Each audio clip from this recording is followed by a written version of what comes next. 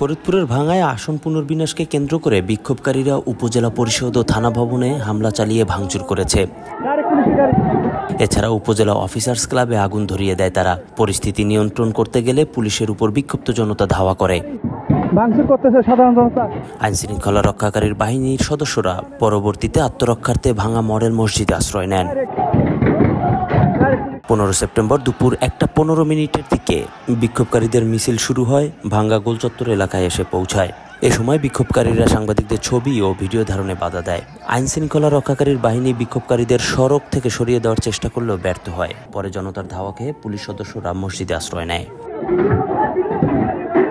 এ সময় উপজেলা পরিষদ থানা ভবনে হামলা ও ভাঙচুর চালানো হয় এবং উপজেলা অফিসার্স ক্লাবে অগ্নিসংযোগের ঘটনা ঘটে।